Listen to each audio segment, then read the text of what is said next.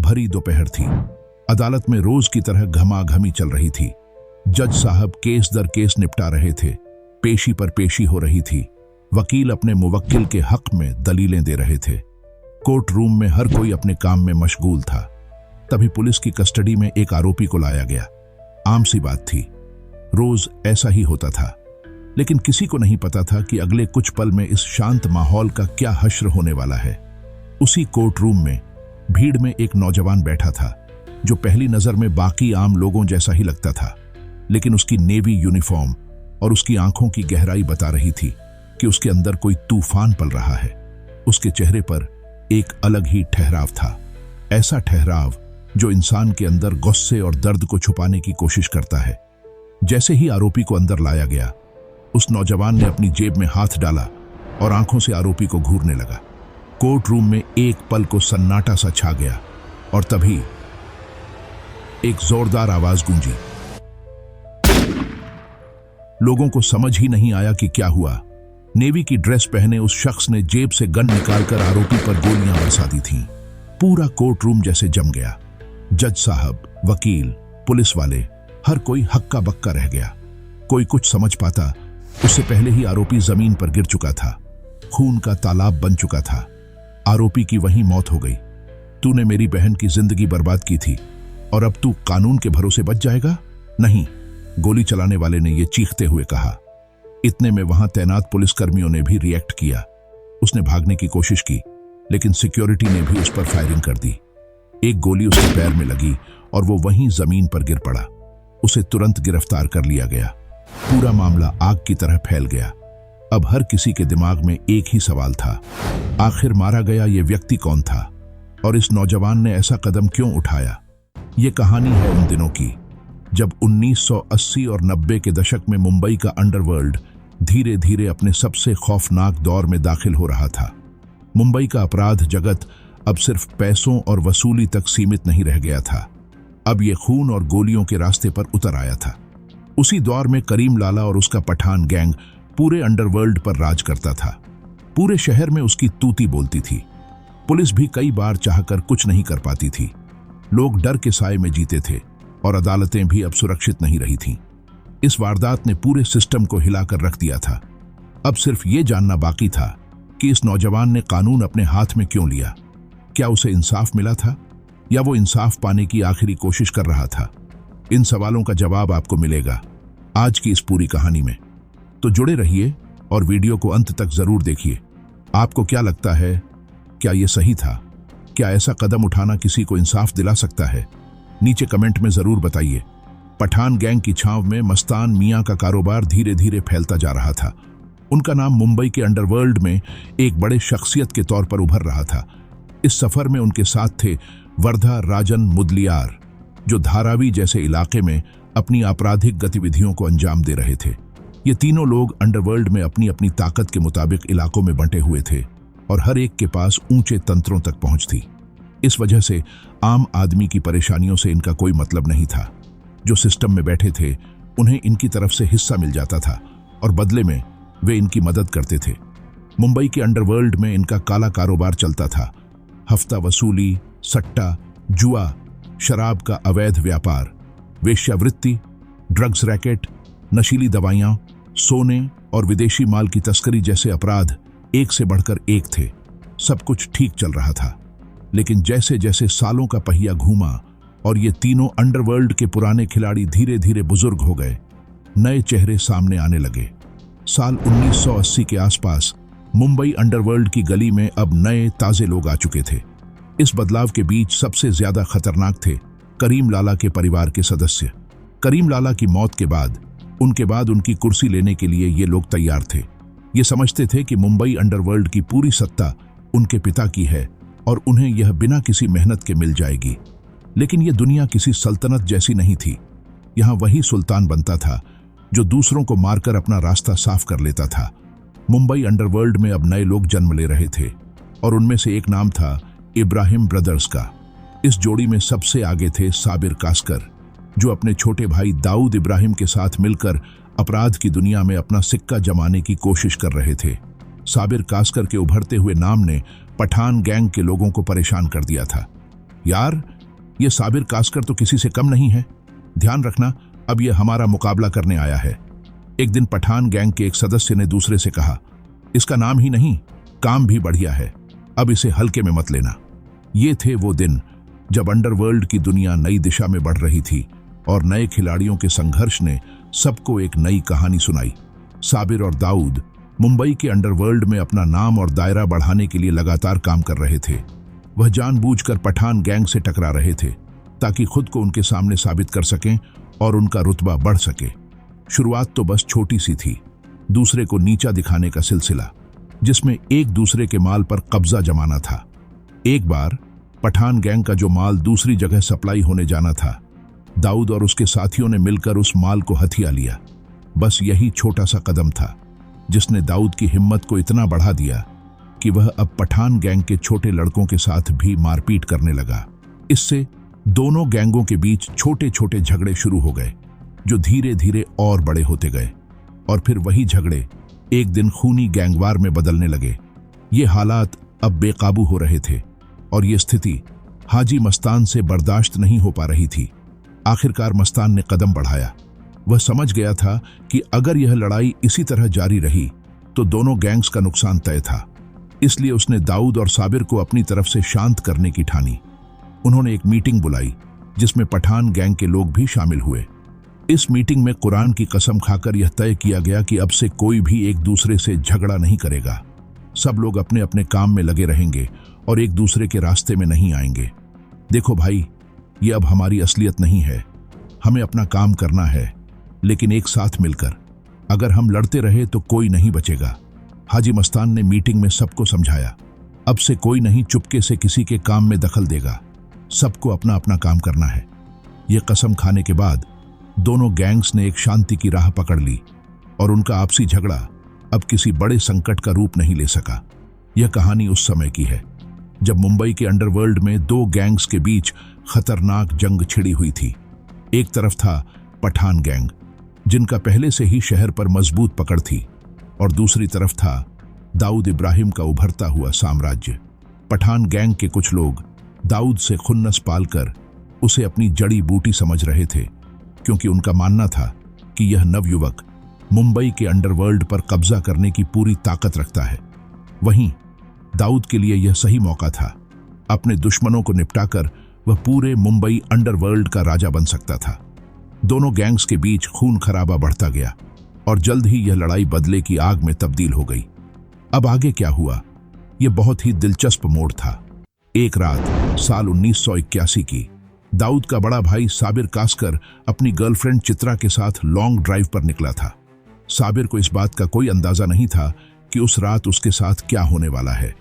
जैसे ही उनकी car Shivaji park के पास पहुंची, साबिर को अचानक लगा कि उसकी कार का पेट्रोल खत्म हो गया है। उसने नजदीक के पेट्रोल पंप पर कार रोकी और उतरकर पेट्रोल डलवाने लगा। लेकिन साबिर को इस बात का बिल्कुल अंदाजा नहीं था कि उसके पीछे एक और कार पीछा कर रही थी। यह एम्बेसडर कार, जिसमें कुछ लोग थे, अचानक पेट्रोल पंप पर रुक गई, और फिर जो हुआ उसे देखकर सब हैरान रह गए। गाड़ी से लोग उतरे और बिना किसी चेतावनी के साबिर पर ताबड़तोड़ गोलियां चलानी शुरू कर दी। चित्रा घबराई हुई अपनी सीट पर बैठी रही। यह सब इतनी जल्दी हुआ कि साबिर को संभलने का मौका भी नहीं मिला। कुछ ही मिनटों में वह जमीन पर लुढ़कता हुआ गिर पड़ा। उसकी मौत ने एक बार फिर से पूरे अंडरवर्ल्ड को हिला दिया था। इस घटना के बाद कई नाम सामने आए जो साबिर कास्कर की हत्या में शामिल थे। पहले नंबर पर था मन्या सुर्वे, और इसके अलावा आमिर ज़ादा, आलमजेब और जफरलाल बत्ती जैसे नाम भी सामने आए। हालांकि कुछ जानकारों का कहना था कि इस हत्या में मन्या सुर्वे का कोई हाथ नहीं था। जो भी हो, यह घटना एक बद्धा मोद्दा बन गई, जिसने न सिर्फ दाऊद इब्राहिम बल्कि पूरे अंडरवर्ल्ड को एक नई दिशा दी।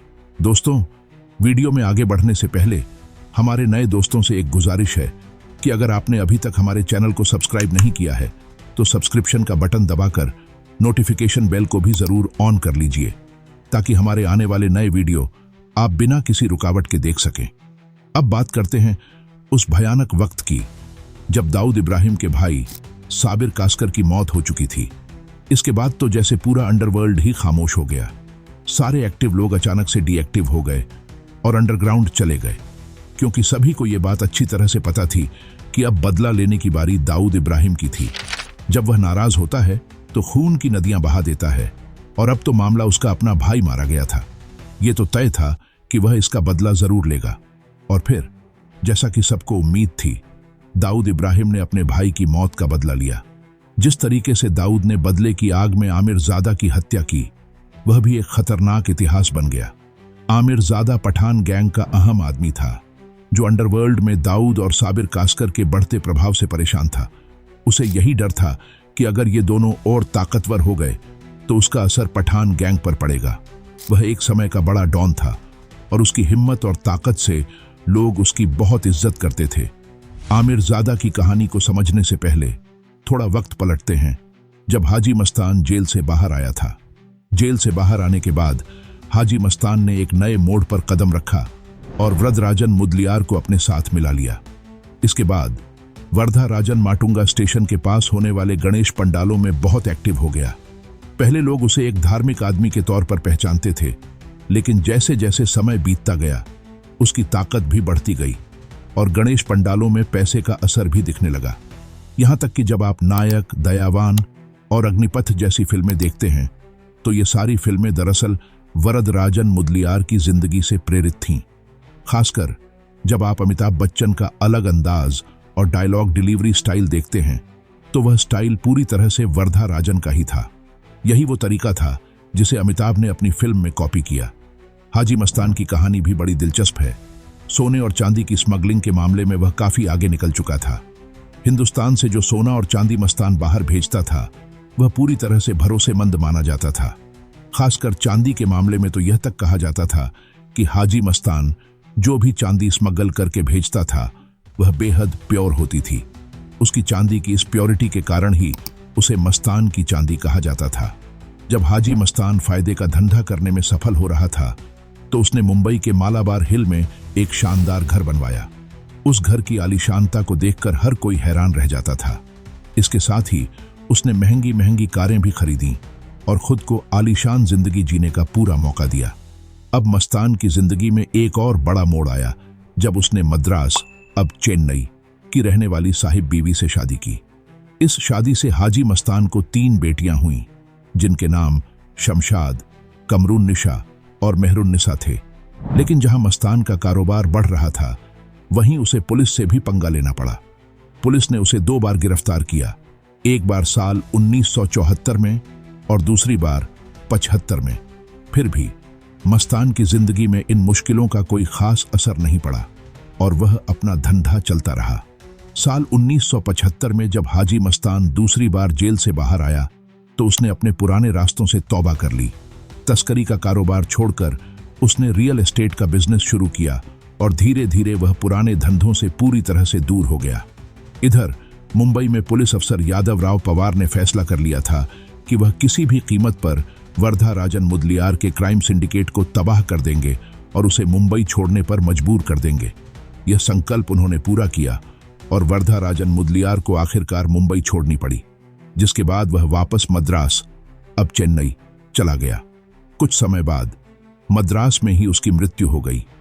अब जब अंडरवर्ल्ड के तीनों बड़े बादशाह हाजी मस्तान, वरदराजन और उनके जैसे दूसरे दिग्गज न्यूट्रल हो गए थे तो अंडरवर्ल्ड की कमान हाथ में लेने के लिए आमिर ज़ादा, आलमजेब और समद पठान जैसे नए चेहरे सामने आए। लेकिन इनका रास्ता भी इतना आसान नहीं था। इब्राहिम ब्रदर्स यानी दाऊद और उसका भाई अभी भी इस खेल में थे। यही वजह थी कि यह लड़ाई एक खतरनाक मोड़ पर पहुंच गई और खूनी संघर्ष में बदल गई। मुंबई अंडरवर्ल्ड में जैसे जैसे नए चेहरे भाई बनकर उभर रहे थे, सबका एक ही सपना था, अंडरवर्ल्ड का नंबर 1 डॉन बनना। इस रेस में सबसे आगे दाऊद इब्राहिम था। जो भी उसे चुनौती देता, दाऊद उसे या तो खुद खत्म कर देता या फिर किसी से कहकर उसका काम तमाम करवा देता। अब दूसरी ओर आमिर ज़ादा और आलमजेब का भी खौफ मुंबई अंडरवर्ल्ड पर छाया हुआ था। ये दोनों हमेशा साथ रहते थे और एक दूसरे के साथ अपराध करते थे। उनका नाम इतना खौफनाक हो चुका था कि लोग इन्हें जय वीरू की जोड़ी के नाम से पहचानते थे। दरअसल यह दोस्ती एक बहुत पुरानी दोस्ती का हिस्सा थी।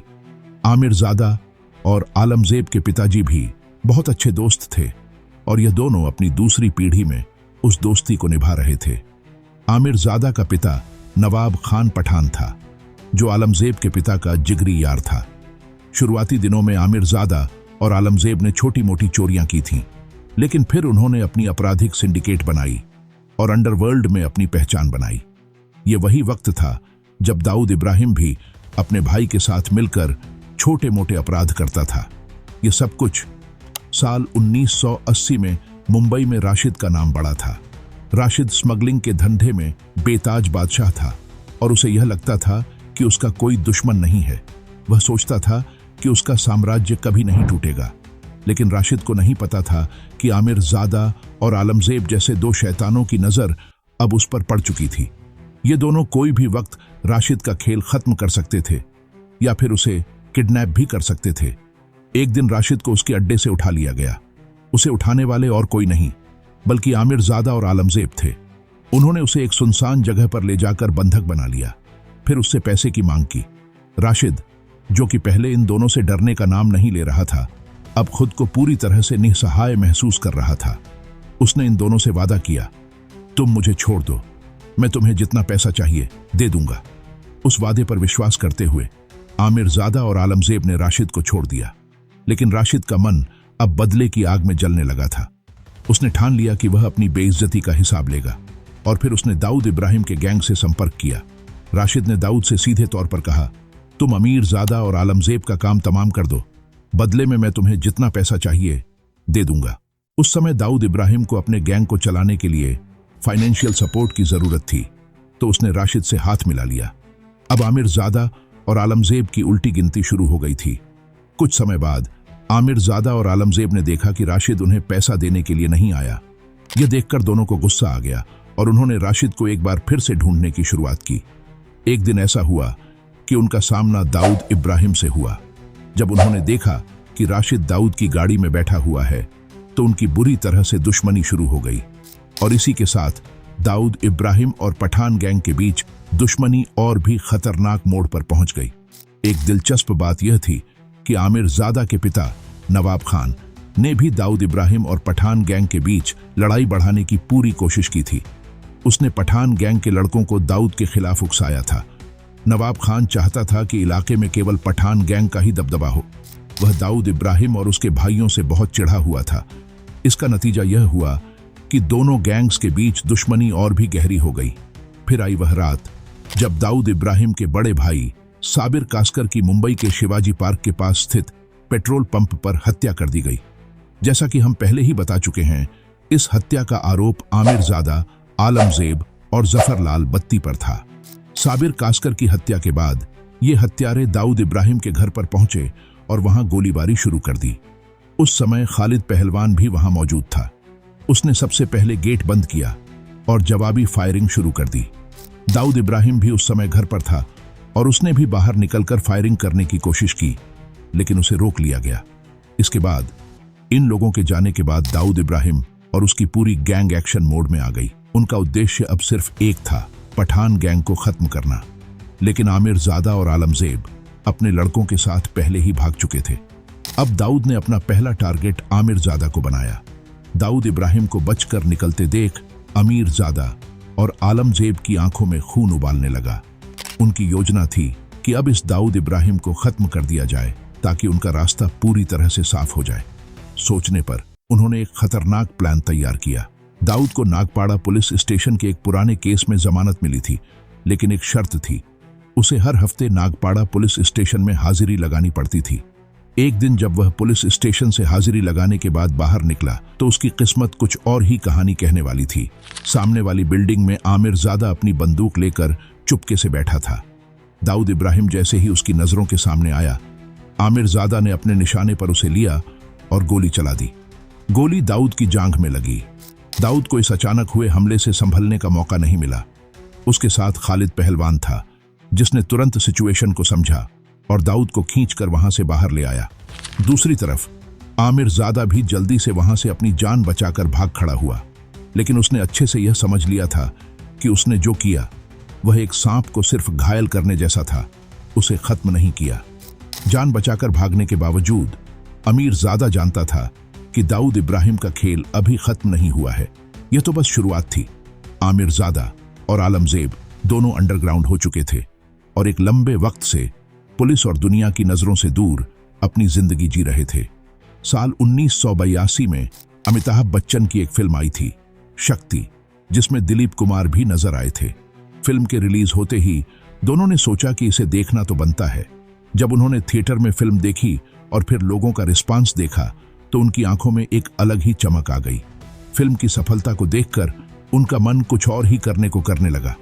यह फिल्म तो धमाल मचाने वाली है। आमिरजादा ने आलमजेब से कहा, और क्यों ना इस मौके का फायदा उठाया जाए। आलमजेब ने सिर हिलाया और कहा, हाँ, अगर हम इसके प्रोड्यूसर को किडनैप कर लें तो हम आसानी से पैसे वसूल सकते हैं। हमारे पास अब पैसे नहीं हैं और यह एक बेहतरीन मौका है। अंडरग्राउंड रहकर कई महीने बिताने के बाद उनकी जेब खाली हो गई थी। उन्हें अब कोई तरीका चाहिए था जिससे वह अपने खर्च पूरे कर सकें, और यह आइडिया उनके दिमाग में आ गया। शक्ति फिल्म के प्रोड्यूसर थे मुशीर और रियाज। आमिरजादा और आलमजेब ने मुशीर को टारगेट किया और फैसला किया कि उसे किडनैप कर लिया जाए ताकि पैसे वसूले जा सकें। इसके लिए उन्होंने अपने पुराने दोस्त अहमद को फोन किया। अहमद फिल्मी दुनिया में सक्रिय था और उसे फिल्म निर्माता के ऑफिस के बारे में सारी जानकारी थी।